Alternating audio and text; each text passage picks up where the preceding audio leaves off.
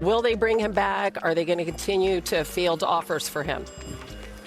So the hard conversations between these two sides have started. This has been a long relationship between Jaylen Brown and the Celtics. It's been mostly fruitful when you think about the success that these two sides have had. But I'm told here, as we're hours away from the NBA draft, the Boston Celtics have started to listen, engage, and discuss trades around Jaylen Brown. Sources tell me the Celtics are speaking to teams right now about Jaylen Brown. And you think about it, in 2022, the Celtics offered Jaylen Brown for Kevin Durant.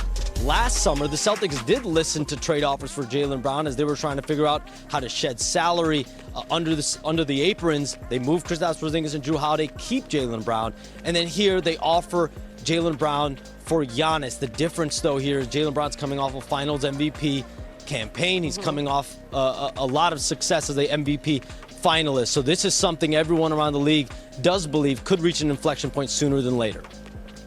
Shams, thank you. And you're talking about a guy that obviously kept this team afloat in a big way when Jason Tatum was out. But can you, put this genie back in the bottle? Is there any way you see a path forward for Brown and the Celtics?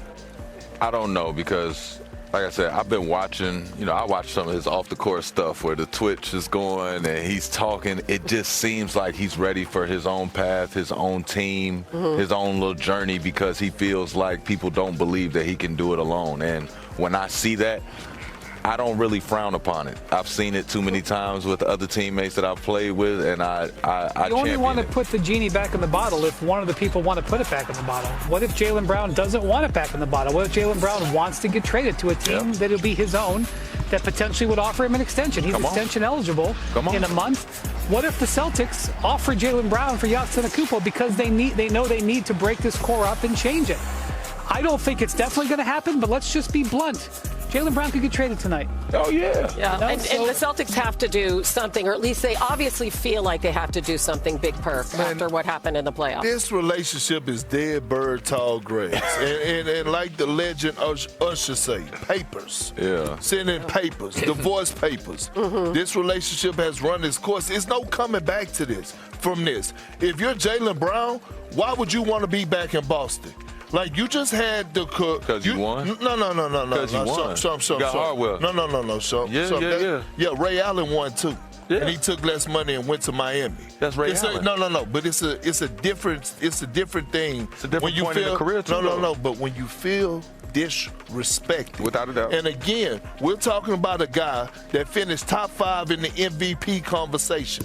We're talking about a guy that's a finals MVP. Yeah. He has accolades that Kevin Garnett don't have in a Celtic uniform. And he still feels like second fiddle on that team. And time again, your name keeps getting brought up in trade rumors. At some point, a person is going to be tired of that. Yeah. I think it's time for the Celtics to move on from Jaylen Brown, and I think it's time for Jaylen Brown to go get him a fresh start somewhere else. Let me ask Bobby really quick, because you're always the voice of practical reason, okay?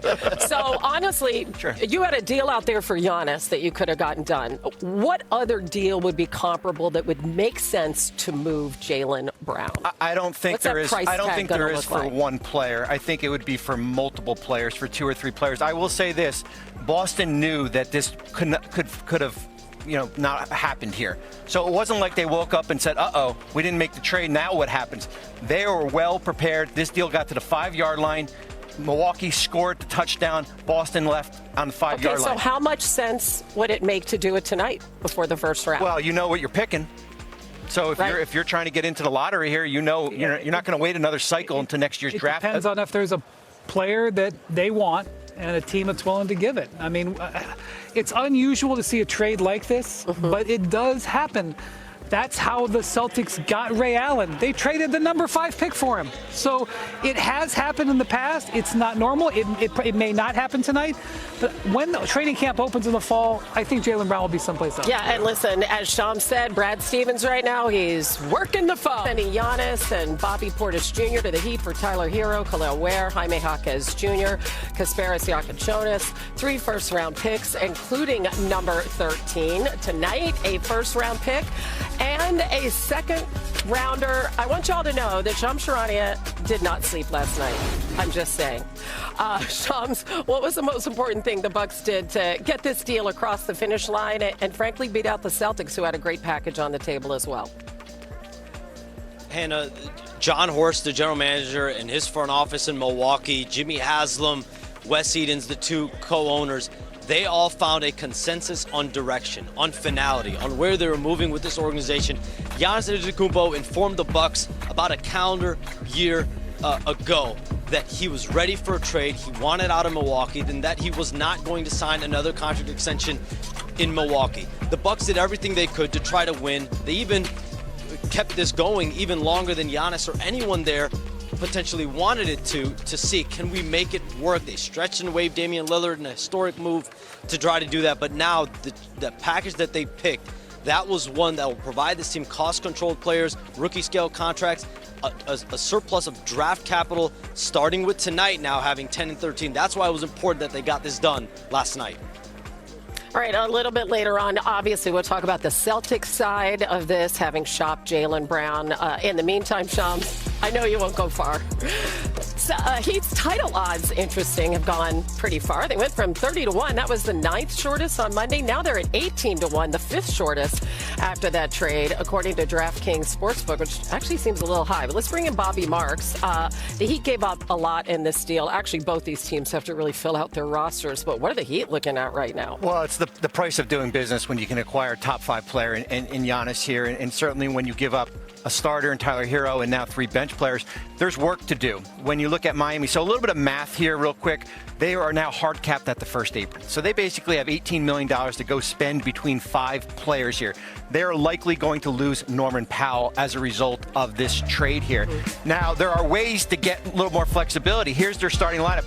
A player like Andrew Wiggins, for example, he's got a player option. They could potentially lower that number, attach a second year to that, gives them a little bit more flexibility here. But as we've seen in the past, this Miami Heat front office has gone out and found Max Strus and Gabe Vincent, these under-the-radar players here. I think keep an eye on one name, Anthony Simons. They need perimeter shooting for this Heat team. He's a free agent out there. If he's willing to basically go for the veteran minimum and play out a year and maybe restore his value for next year, he would fit in perfectly with this team. Okay, but Pat Riley, this is his MO. He got his next big superstar, right, in hopes of tacking on another title. How do you like this fit? I like it a lot when you think of Giannis by himself, right? You think of Giannis coming over there. You think of him joining Bam. I'm going to assume they get Wiggs back. I'm just going to assume they get Wiggs back. That's a priority in your mind, right? Yeah. When you start doing that, then you start filling in your shooters. I can see it happening. I really do like Anthony Simons because that's the second coming to Damian Lillard if I ever saw it. Obviously, they spent a lot of time together, but he's one of those guys that brings perimeter shooting but also takes care of the basketball and can help make decisions. I just need playmakers around him that can shoot because anytime you have Giannis Antetokounmpo and he's going downhill all the time, you look at other teams, their job is to load up and keep him out of the middle of the floor. The easiest way to do guarding somebody that attacks down the middle of the floor is to go boxes and elbows. The only way to take that away is perimeter shooting. Big Perk, were you hoping for the Celtics here? Well, I was, but listen, it's about damn time this trade finally happened. To me, it should have happened 2 years ago. Yeah. It was 13 months. Yeah, I mean, they got back, the Bucks got back some fried ice cream, but if they would have traded Giannis 2 years ago, they would have got back French vanilla. But guess what? If any